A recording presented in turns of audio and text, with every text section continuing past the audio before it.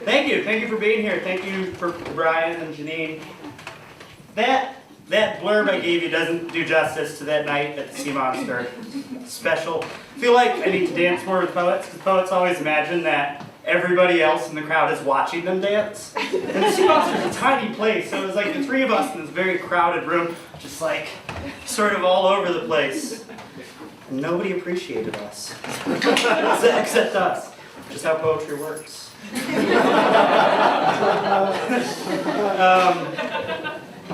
I'm going to start with a new poem. It's called A Topography of Barns.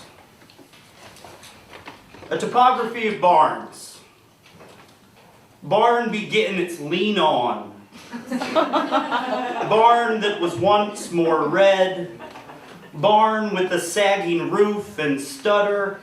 Barn down to the scuffed ground they're paving over to install a basketball court. Barn where the father killed 3 family dogs. Barn against the bridges and cragging mountains and these short histories for barns behind the highway. Barn strutting foothills with the shoulder cock. Barn floor to ceiling with the stripped chassis of a truck built in the great state of Michigan. Barn is advertisement for the best fireworks you've ever watched blow up. Barn where the father loved each dog more than the last. Barn painted either gray or blue, depending on the color of that day's sky. Barn as hay warehouse. Barn as billboard for farmer or racist propaganda. Barn with the word barn spray painted in white on its side. Barn that's useless because it's so damn full. Barn is emblem of lost rural childhood. Barn screaming across the field at silos. Barn where the mother spends midnights with the doors yawned to the stars, and she sits and she connects constellations and she feels fixed someplace. Barns where they don't call them fields, they call them crops. Barn is reminder. The machine the father tells his son is worth more than his life before teaching him to operate it and clean it and store it in the barn. Barn with sawdust and gasoline. Loft with no visible ladder and the windows haphazardly boarded. As if it didn't matter where you looked in, it's still the same barn. Barn been there so long no one can tell you who built it. Barn that isn't a barn, but a photograph. Just the idea of a barn, toppling under the weight of itself. Dogs howling underground at every shadow in the frame. And it's somehow comforting to know that beyond the pavement there will be this barn, crumbling while the sky discovers its color, and the family in the barn might not fall.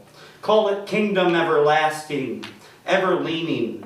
Call it stupid hope. Call it what it is, this barn and its afterlife, broken with purpose.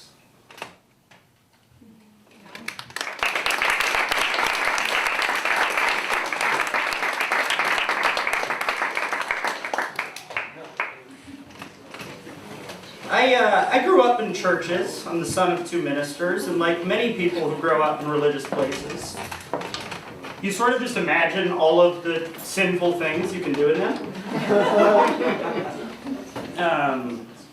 So, this is a poem called Psalm for Third Base.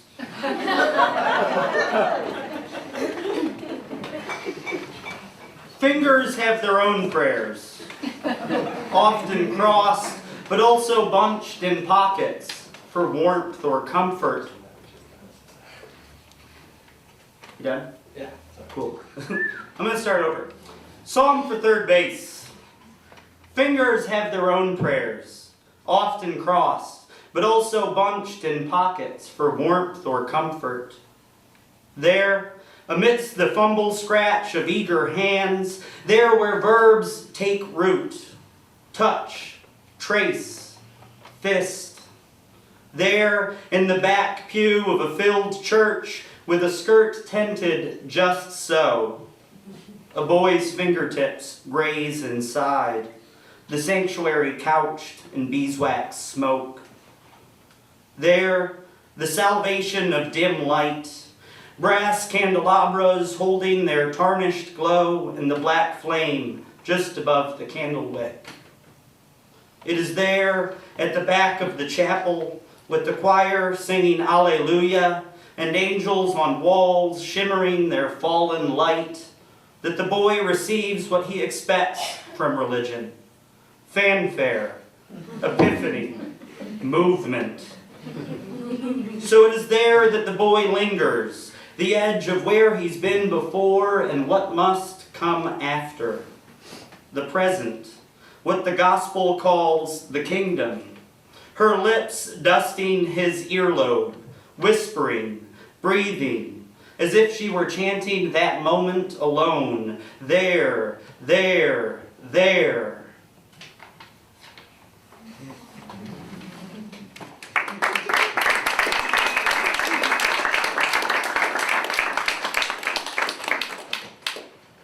The clapping after every poem is scary because it's like, what if they don't fucking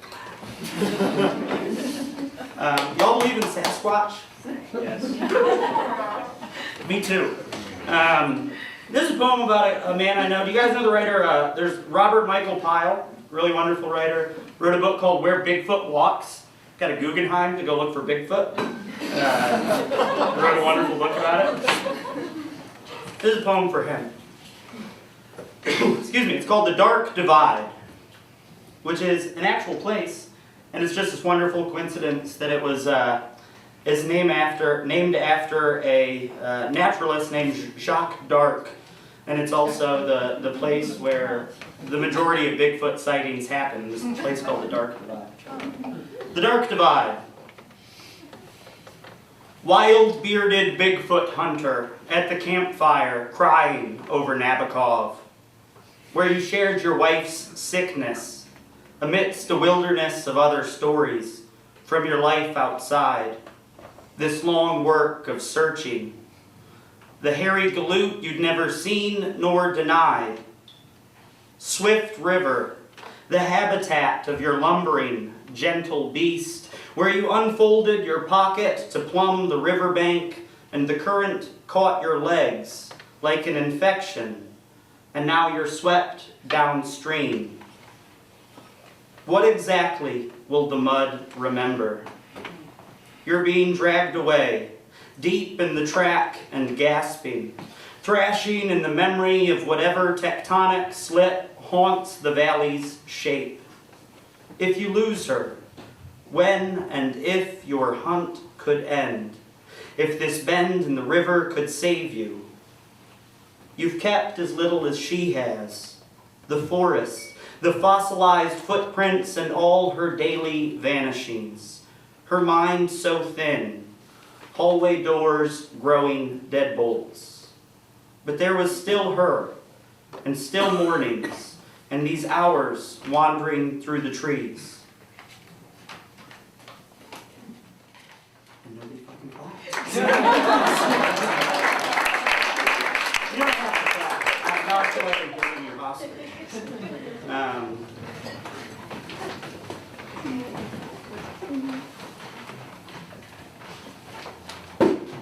Problems with the dictionary.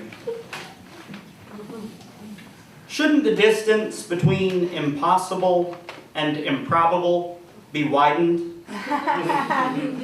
Might miracle deserve its own appendix? The ease with which night becomes winter? There must be a word for it, a term unique and apropos to star-pocked sky and village roads blanketed by snow, a good-natured but stone-drunk schoolteacher leaving a warm bar. It is improbable she will drive. She does.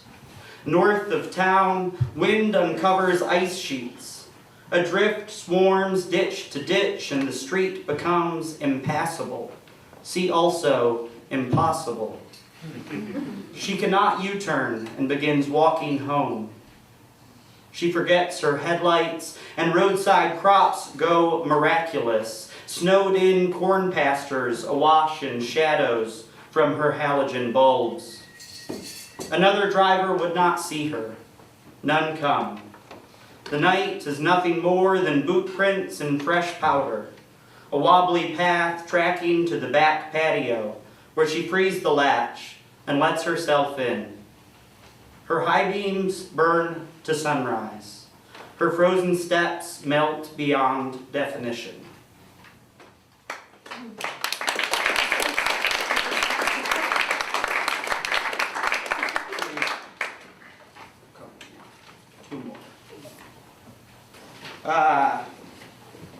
This is a poem called If Man Is Meant to Fly. There is a crane and there is a wrecking ball. There is a man hugging the rusted chain and twirling, swinging apex to apex, all a giggle.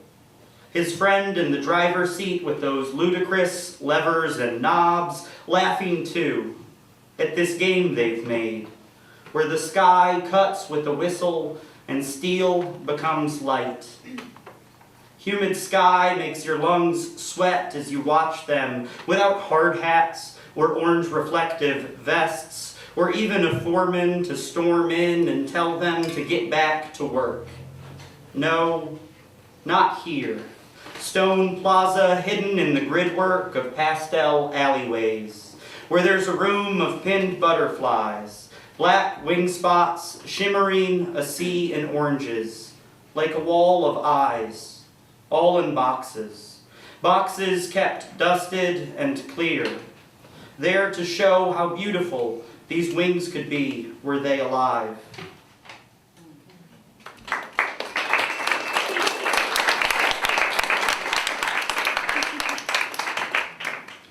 I'll read one more.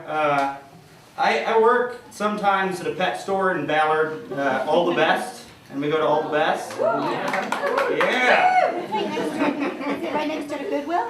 Yeah, well. Kind of by Goodwill? Kind of by Goodwill. Market 20th. Grade 3. But this old man comes into the pet store in Ballard, and he's very curmudgeonly and unfriendly and old. But I sort of love him. I like, it's one of those things, I have an elderly father living by himself on another coast, and I see this guy and I'm like, shit, man, maybe I should be friends with him. And every time he tries, not into it. So this is a poem for Lloyd. This is called Lloyd is Quasimodo. It's not as mean as it sounds. Lloyd is Quasimodo, and thank you so much for coming again to Brian and Janine and everyone else who read. It's awesome to be here in Seattle. Lloyd is Quasimodo. Church bells exclaim noon to alleyways, but you're angry because you can't recognize cross streets in the maze of the gleaming. Your wolfskin coat with its matted collar, your stained bifocals and limp. You possess a loneliness that seems to fight for itself, Lloyd. Like some old dog running to the woods, a too cold winter night, and all I hear after calling its name until I'm breathless is the branches and their icy cracking, and then the deadfall of paws loping home in the bright, humorless dawn. Tear down the gallows, Lloyd. Cry sanctuary when the woman at the VFW asks you to leave after you kept coming back, not hurt or sick or crazy, but alive, searching for any Esmeralda to break this spell of having survived the mob, the men and their torches, these once towering steeples. She said you were bothering other veterans. She was probably right. You are not very friendly. She is not your Esmeralda. But I am afraid of you, Lloyd, of solitude's dark knots. No one at the deathbed to say you are not coming back, but you are going to be okay. A stranger peels the final linen. But this is not how our book reads. Your bones entwined with hers like exposed roots. And you will know it is her by the skeleton, and you know it is her skeleton by the beads around her neck, by the silk bag with its emerald glass, all of it falling to dust, Lloyd. But past this notion of aging is the fact of rust, of what was once bright and shiny, devoured by salt. And our plots will be salted too, Lloyd, if we're lucky, to make room for headstones marking where and how long and who. Thanks.